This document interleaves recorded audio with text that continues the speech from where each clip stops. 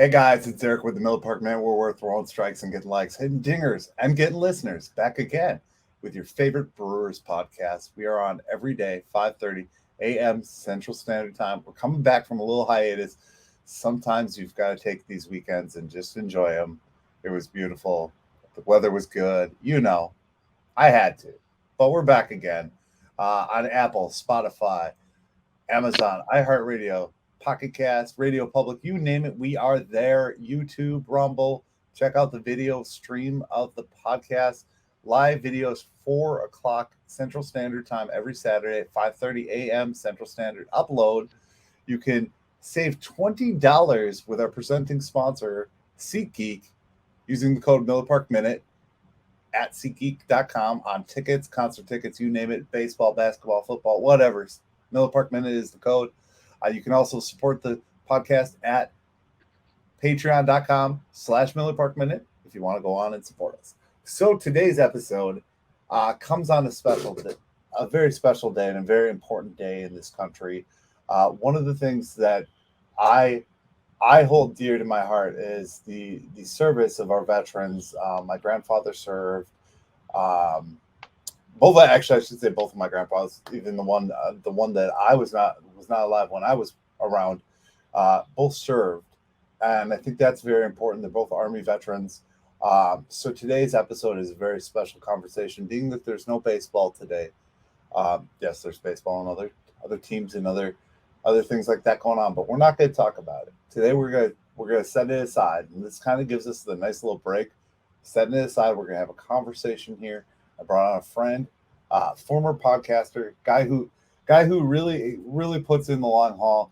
He's a survivor, a fighter, a 6-year Army vet, and his name is Chris, and he is here today to talk to us on this very special day. So, without further ado, here's Chris. Hey, brother, how you doing? Not too bad, not too bad. Just kind of trying to relax, enjoy the day, think about what it's about. We actually went to the Taps Across America. I don't know if you heard about that event. I saw Jess's post on it, and first thing that popped into my head when I read the event was, "There's no way I'd be able to make it through that thing." Right. It was kind of stoic, emotional. Obviously, these gentlemen are old.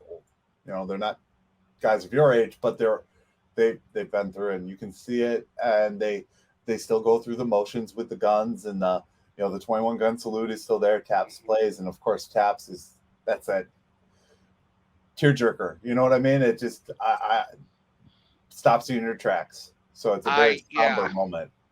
I cannot listen to Taps without my eyes welling up, needing to take a minute. I get a hitch in my chest because for those of us that have served, we know that musically that is the final goodbye for that fallen service member.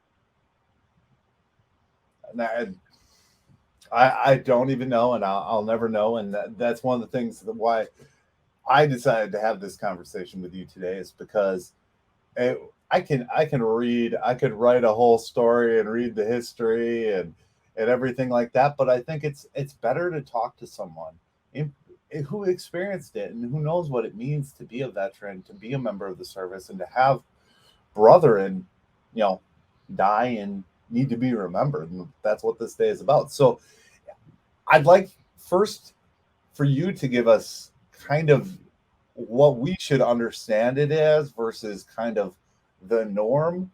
What do you, we talked about it earlier, what do you want people to remember about this day, or what's the importance and significance, you as a Well, veteran? I mean, everybody knows that Memorial Day is the unofficial start of summer. You know, families get together, schools getting out, barbecues and outdoor picnics and time at the lake and all of that stuff is happening. And that's great. I mean, summer's fun. We all want to enjoy summer. So, absolutely go ahead and do that. But Memorial Day is what it's supposed to be is it's supposed to be the day that we remember our fallen brothers and sisters, those who made the ultimate sacrifice, whether on the battlefield or at home.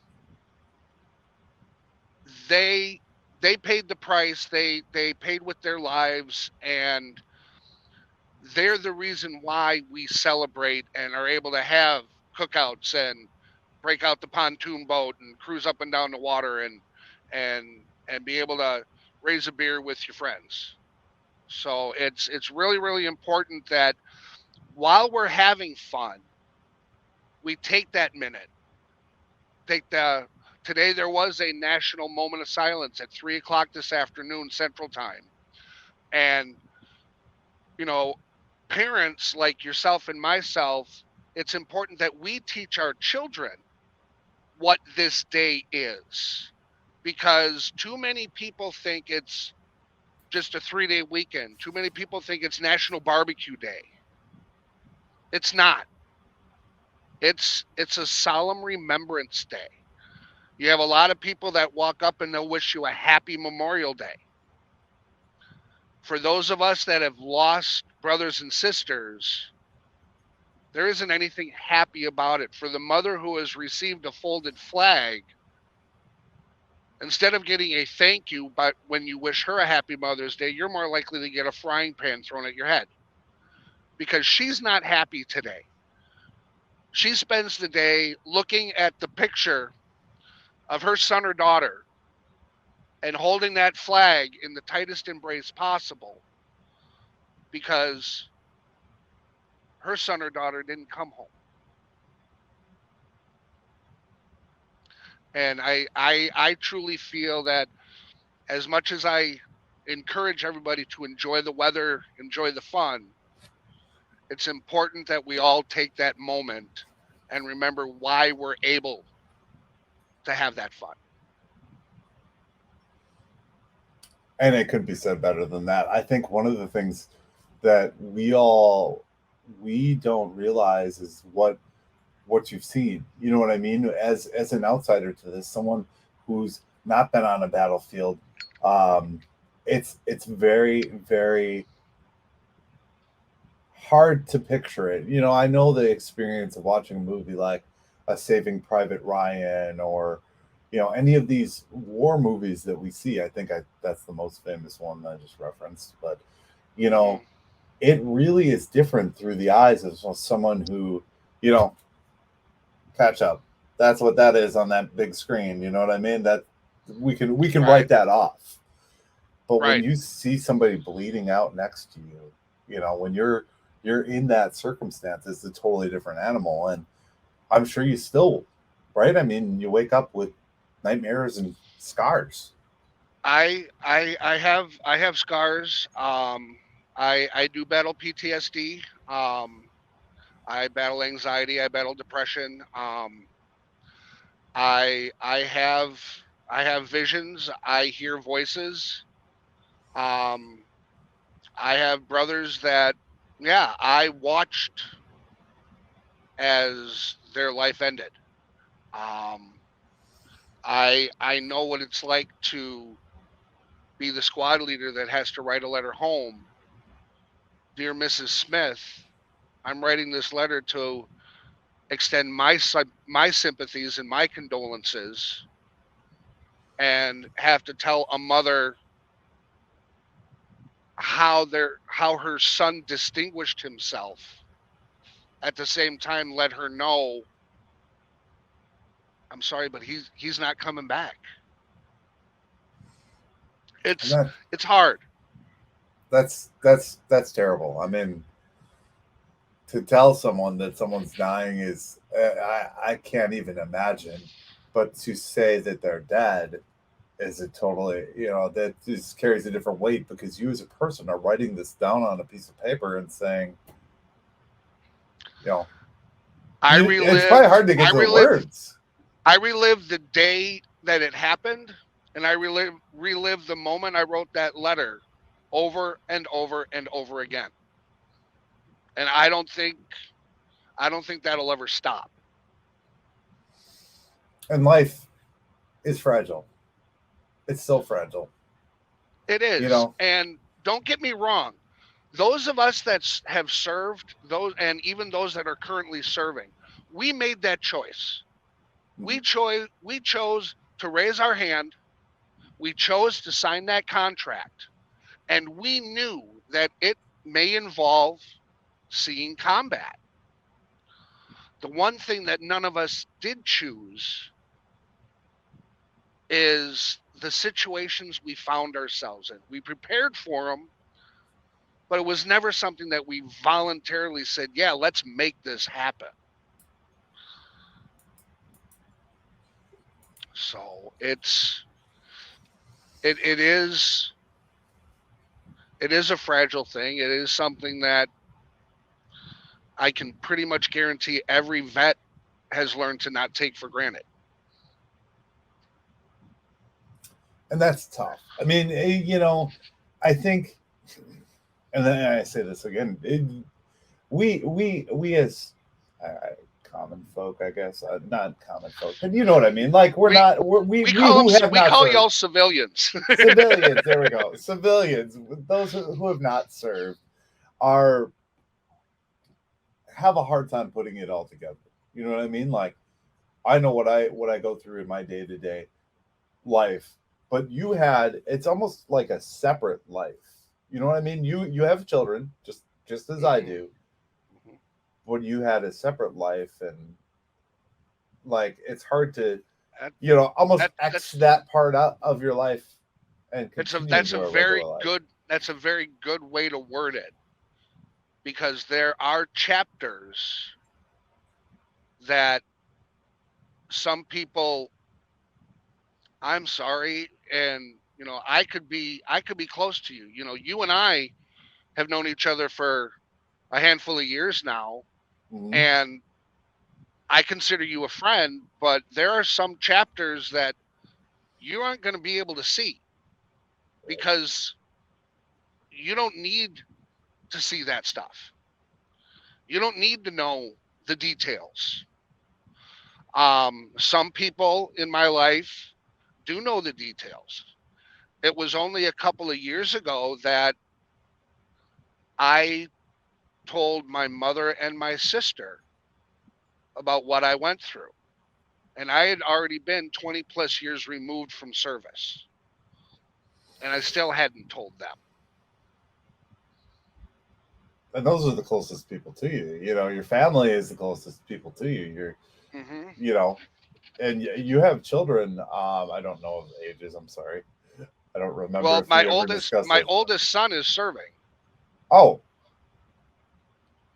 Yeah, he is currently at Fort Wainwright in Fairbanks, Alaska. His enlistment ends in December, and he'll be getting discharged. okay.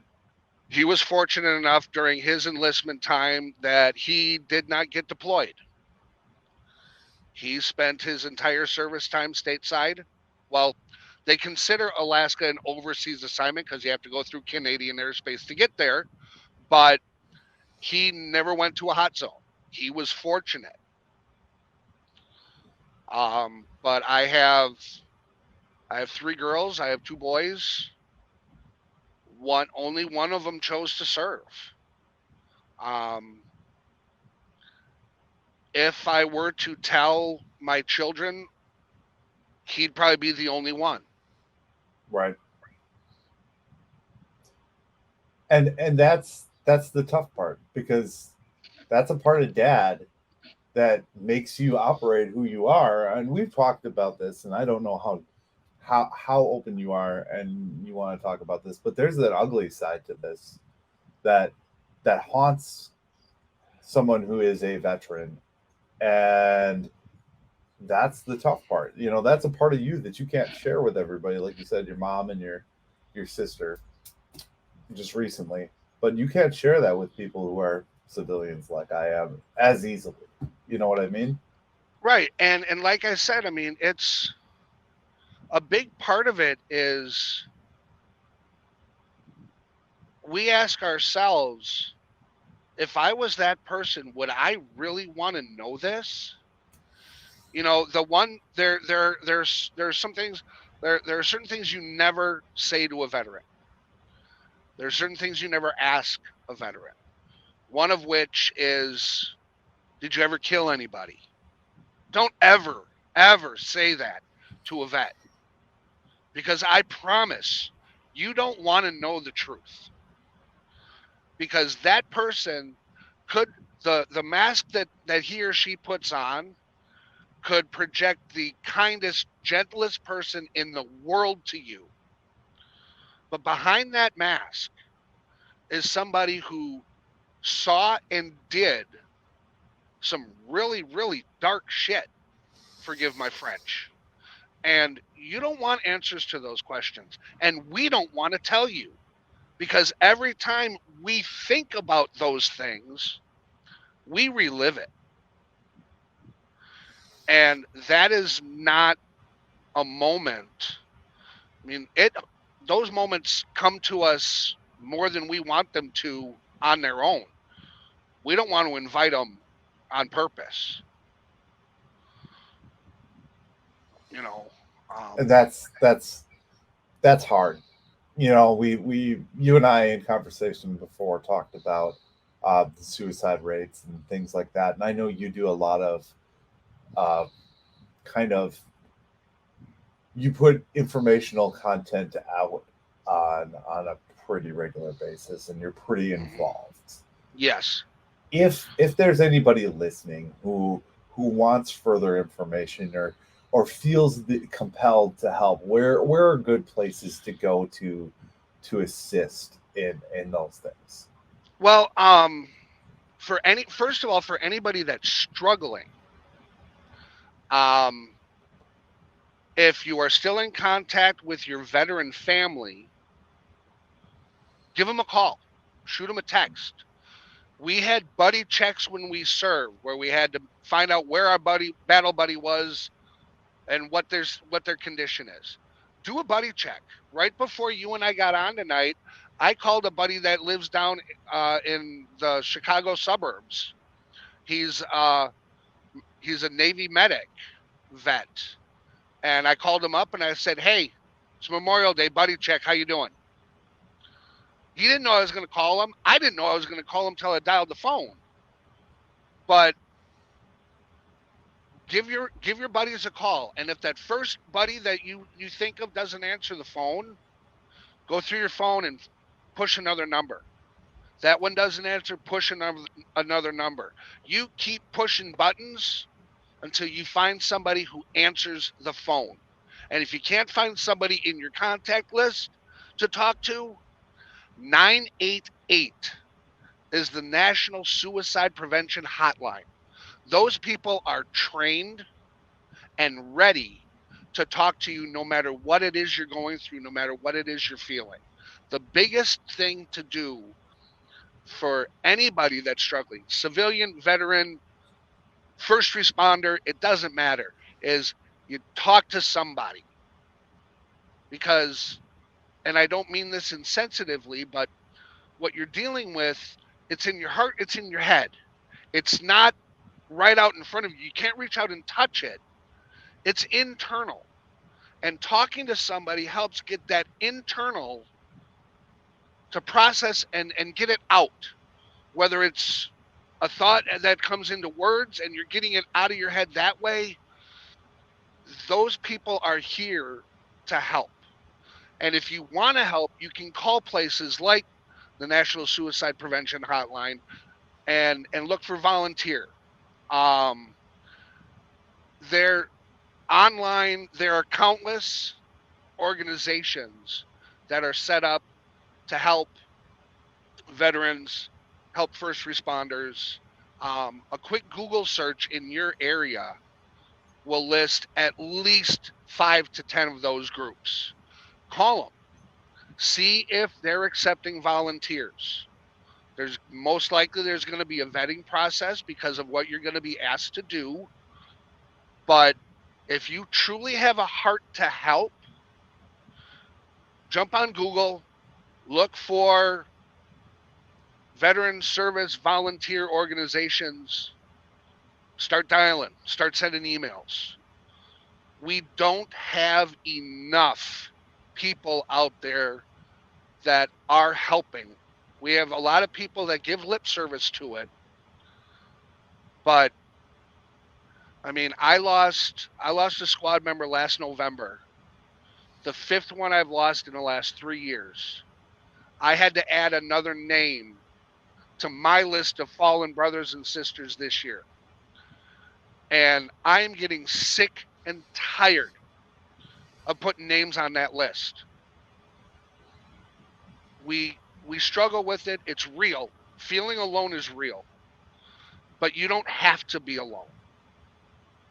And if you're friends with veterans, if you're friends with anybody that struggles with mental health, be observant.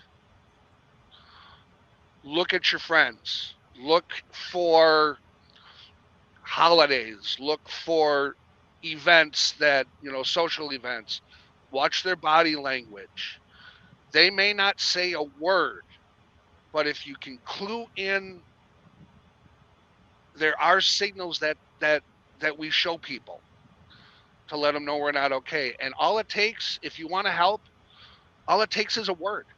Hey, how you doing? Personally, my philosophy when I'm talking to a brother or sister and I want to see how they're doing, because I've looked at their Facebook feed and I've seen some posts that have been a little concerning. I'll give them a call and I'll ask them, how you doing? And I'll wait for that first answer. Then I'll ask them a second time, no, really, how are you doing? And I'll wait for that second answer. And then I'll do it a third time. I'll say, don't bullshit me. How are you doing? Because normally by that third time, if they're struggling, they're getting sick of lying. They know they're not okay. There's a big pride factor in admitting that we're not okay. And one of the things I said to you earlier is it's okay to not be okay.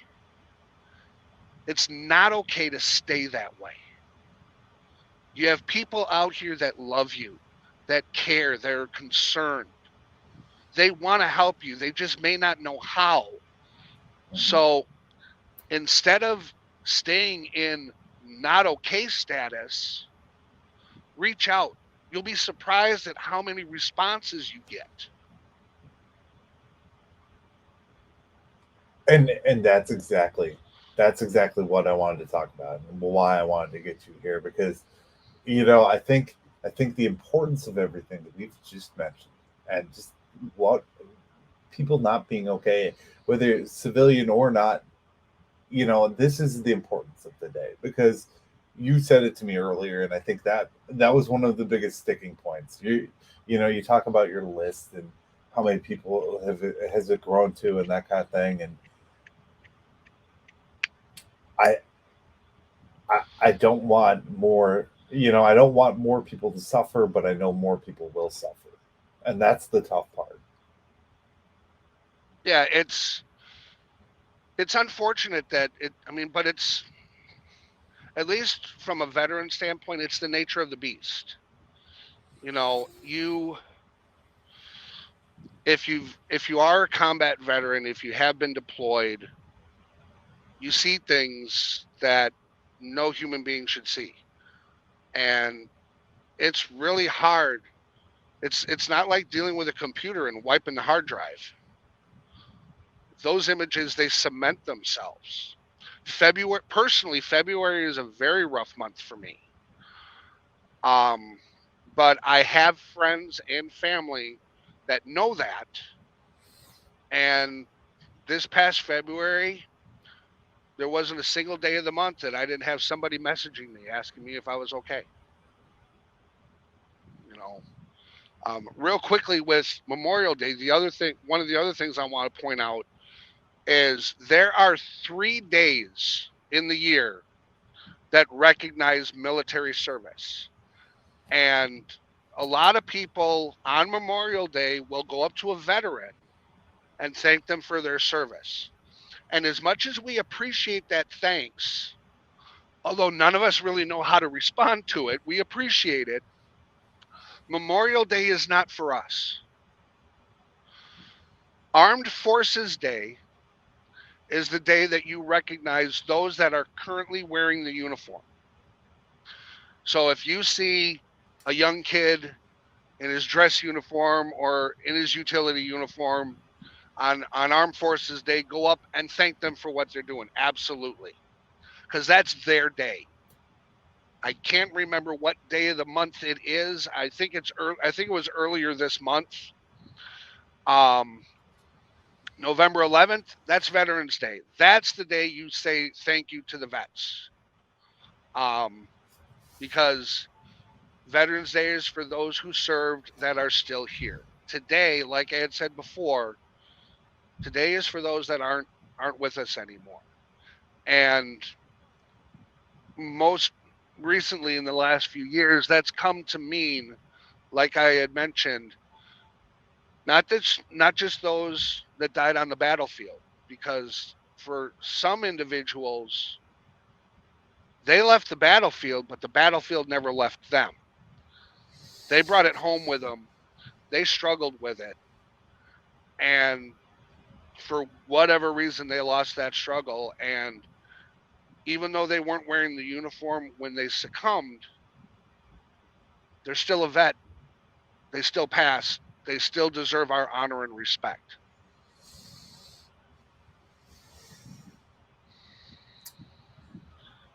You had obviously going and living in this veteran life and post everything you've gone through.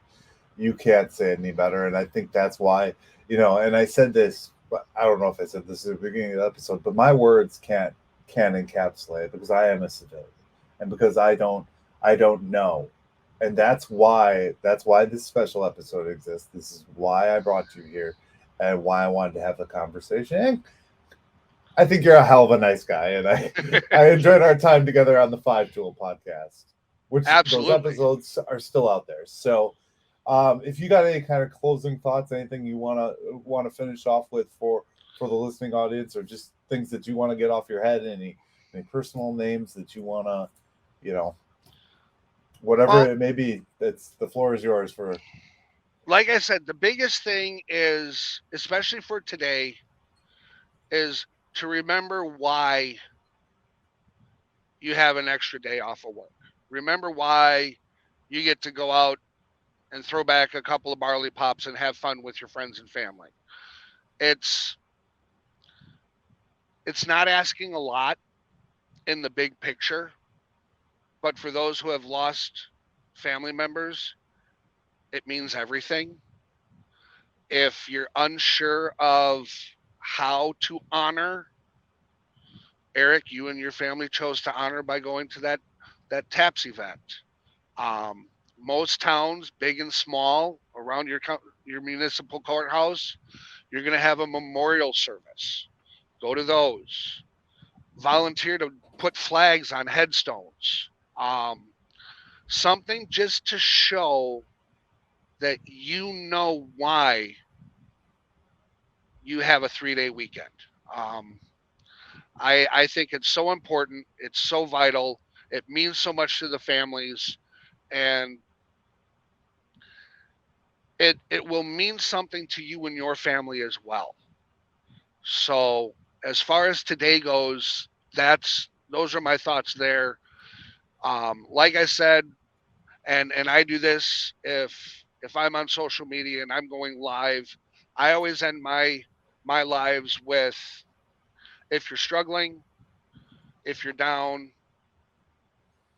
you're not alone. You have friends. Reach out. Call somebody.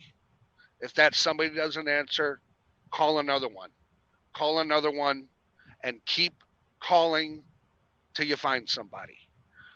And if you can't find a friend, like I said, 988 is the National Suicide Prevention Hotline. Call them. The world needs you, the world wants you, and it's a better place with you here. So, it's Till Valhalla Project has a mantra: do not give in to the war within. And that's all we're asking. Stick around, it'll be fun. You might see the Brewers win a World Series one year. Right. Or the Boston Red Sox in that case, or the Bruins, or I whatever it got may be. I got lucky as a dual fan, man. I got lucky. I've seen the Sox win them. Now it's time for the Crew to win one. I need that in my life. Right. I'm not ready to go. I'm not ready to miss that opportunity. That's one of the things that's keeping me around. It's important. It's important. We have just so much life to live, and each and every one of us do, not just veterans but civilians too. And I think that's the importance. We're all cut from the same cloth, but we're not all the same. And that's one of the things that I take as part of this is, you know, you and your brethren are the reason we are here and why I am here today and why I have the freedoms I have and the ability to do something like this and have a voice. And that's important. Absolutely. Remember what you have that's important to you. And it's probably because of a guy like you. That's how I look at it. I appreciate the kind words. I will say thank you. I'm just going to wrap real quick, and then we'll finish up with our conversation. Okay. Absolutely. All right, guys. That was my friend Chris, 6-year Army veteran. One heck of a guy. Really, really important message today. It's not about the baseball. It doesn't matter the news. It doesn't matter what happened. It doesn't even matter the politics of this. That's not what this is about. It's strictly about those we lost and those who have lost their lives and friends and family members. So let's remember that. Thank you, guys. We'll be back again talking Brewers tomorrow. But today we had to take a brief pause. An oh so important brief pause. As always, guys, thank you for watching the Miller Park Minute. Go Brewers. And we love you, veterans. Thank you for watching the Miller Park Minute. Go Brewers.